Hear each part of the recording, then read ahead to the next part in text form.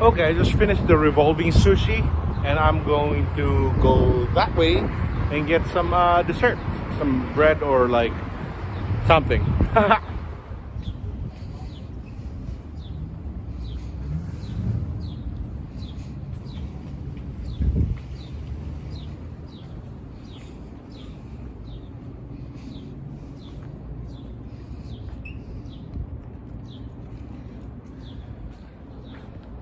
I'm gonna go here to the 85-degree. What do they have here? Like breads and stuff and awesome deliciousness. All right, I'll see you guys inside. So here it's the setup is you get a tray, you fill it up with like stuff that you want, like breads and cookies and all that good stuff. All right, so what did I get?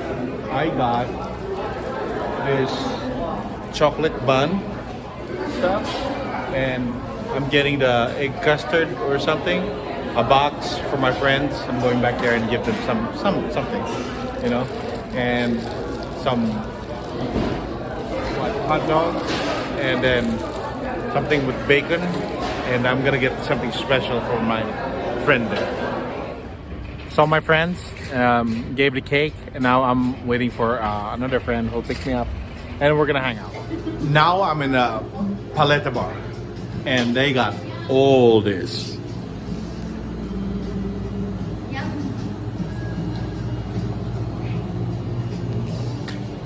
They got all that flavor.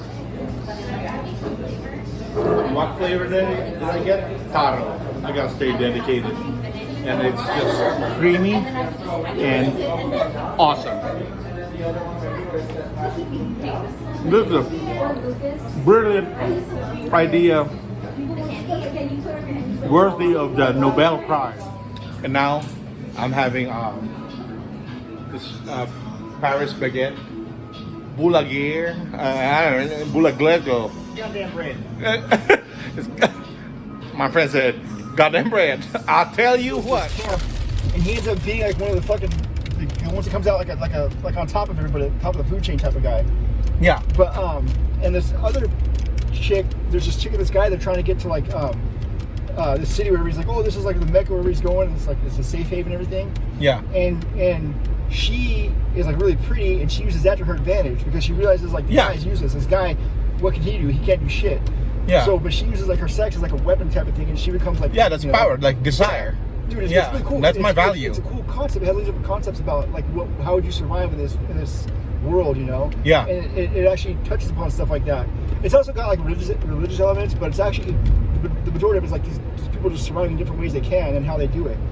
Really cool. Yeah, you look at like in like society and all that philosophy, it's just like it comes down to all those like philosophy. Like you can't get away with philosophy. You gotta take it. If you want to move forward, you have to have philosophy and creativity and all that thing, and then aesthetics. And then when it comes to aesthetics, then you get into the philosophical question of value. What is valuable? What are your morals? What are like, why is a fucking diamond valuable?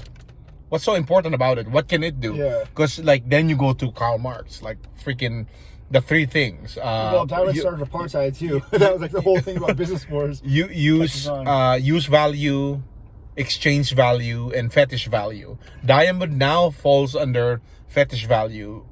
No longer like before. It was like, oh, we used it to cut glass because it's the hardest thing. But like, we still have that one. We don't need 10,000 of it. Yeah, so that falls into like in the 50s they started advertising, like diamond is forever. Yeah. And then like, like every girl needs one. It's like no, they don't. they decided to put value on something that really is a rock, dude. It's a rock. It's, like remember like when I used to like take lunchtime, I go up and then like there was like an Ethiopian kid that works in the spa. Mm-hmm. And then he was there, and then he was like Ethiopian. In Ethiopia, you're not allowed to pick up stones. There's nowhere to, because it could be diamond. Wow. Because it's probably is diamond because it's a rock. It's like it looks like almost broken glass. Yeah. Until they ship it to India, where they will cut the diamonds, and then wrap it up in Europe to make it look like legit. Now it's 50 grand. Polish, exactly.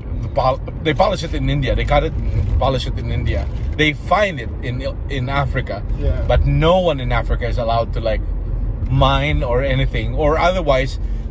What they do in Africa is like, if that field has the potential that it will produce diamonds, or like you can mine it, but you still have yours. So to devalue that place, they'll cover it with concrete, make a school, so no one will mine. Wow. Because there's a school. It's for the children. It's like Yeah. moral thing.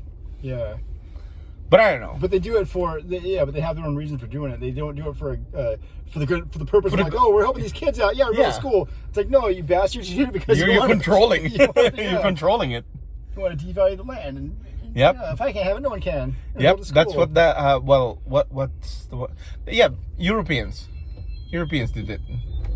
Who conquered Africa? Like the Dutch, I think most of that. Like, cause like what after the Spanish Empire was the Dutch Empire, and then the British Empire, now American Empire. All a bunch of Euro trash bastards. But yeah, it becomes a point of like what you were saying earlier about, it becomes a point of like your worth, and like what can you What's do? your worth? Watch Doomsday Preppers, dude. Like all these people like have skills, and they have like all these trades, and they know how to do shit. It becomes just a matter of like basic survival. Like, dude, you got to know something. You can't. Yeah. Start a fire or something. Yeah. But then now, like all those preppers in the YouTube, like which I am like questioning about now, like you're all like the same. You can't do shit now, like because all of you talk about like bushcraft knives, and then you're selling all the knives that's like all made in China, selling it to people, endorsing it. There are a bunch of endorsers now. Yeah. It's no longer like, I mean, Dave Canterbury is still like kind of like honest, because he's still concentrating on the like, forget all these tools, dude. You can go to like a swap meet, get the knife, and that's enough. It can cut. Seriously. And you don't need like what are the big brand names in knives? You don't need a $300 knife. Yeah. You just need a knife that can cut. And then guess what? You just maintain it. As long as you know the steel, you know how to temper it, you know how to shape it, you got a knife. Keep it sharp. Keep it sharp. Dude, keep it working. On the coast, the coastal Native Americans used to use fucking seashells. They were super sharp seashells that cut through stuff. Yeah. And if they had a dull, and they just throw up a bunch of weight until they found a sharp one and just use that to cut. Yeah. When I was like into survival, it's just like, oh shit, the knife would be good, metal would be good, but you don't need a knife. If you have to take something, take a ferrocerium rod, because you can do more of that. Because a knife, if you can identify, there's only 3 types of stone. The hardest stone, like if you can find obsidian or a shirt, you can make a knife. Yeah. Chip that, and you have a arrowhead, you have a knife. Dude, you flint nap. Chip. And then with all this metal around you, you'll never run out of metal. Yeah. Seriously, you could use, dude. Look at even like in video games, like survival video games, like Fallout. I used to play Fallout 3 a lot.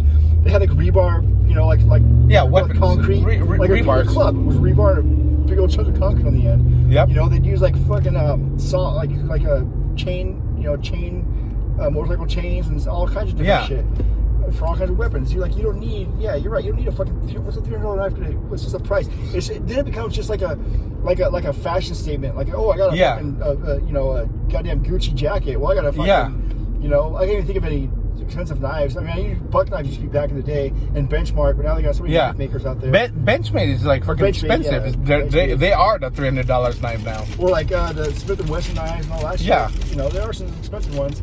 But you obviously don't want a crappy one that's going to break the first time you go. Yeah, that's the problem. It's like, look at your made in China knife. Fucking went in my goddamn hand. It split it off in my hand. Yeah, Damascus this. Charleston, right or left? Hold on. Behind the Charleston and Bonneville. I mean, Bonneville in 11th or 10th. Yeah, we could run this way. Across the street or something. Yeah, it keeps going. Burger King, it's just behind that thing. The wash and dry monetary. Yeah, you did say Bonneville. Yeah. But yeah, dude, but that's the thing, is like a lot of people just like these stupid subscription boxes and everything. But there's this one called Bespoke. I keep seeing an ad for it on Instagram. And like, oh, you get this cool shit, like a handmade leather belt, like all this. I'm like, yeah, dude, you can do that shit yourself too if you really want to get into it. But Yeah, they make have it. They have a hatchet. They have a knife. It's like, ooh, this is like a fucking Combo in one, all in one. The knife handle is made of like, yeah, it's cool. It looks nice. Everything. It's a nice knife. But dude, you don't need all that shit. Like if you're out, like seriously. No. Because you can't carry it. That the main concept of like even all those survival people that like 5 years ago, 3 years ago, like oh, you gotta like you need a bush what do you call, like the backpack, like the go-to bag. They stopped doing that because then they went to the beans bullet and band-aid principle of just it's okay. It's Clark. The concept of beans bullet and band-aid is like you have to have the skills to be able to produce your own food, beans, to defend yourself, bullets, and then to heal yourself, band-aids, beans bullet and band-aids. So after that one, it's like, well, I don't really want to like a bug out bag. No one wants to they're still doing it because like bug out bags is a product. And people can understand it. They can buy it. You can sell things. You can endorse things. But the top survival people. Oh shit, that was 11. That's your point. Yeah, now. it's okay. Sorry. The top people are now endorsing learn skills, train hard, learn skills, train hard. No more equipment. No more endorsing this or that product. Yeah. Because in the end, you can't carry those things. Dude, you're only as good as what you know how to use anyway. Yeah. Like, It's like, do you know how to use that? Like, cause I have a friend in San Francisco. She was like really like not into guns until she saw someone got shot in front, in front of her, in her house, and then that apartment 601. Oh, okay. Yeah. So she's right here. Oh, yeah, right there where she is. Like, and I'll get off. Well, thanks, Jerry. Well, dude, it's good seeing you, man.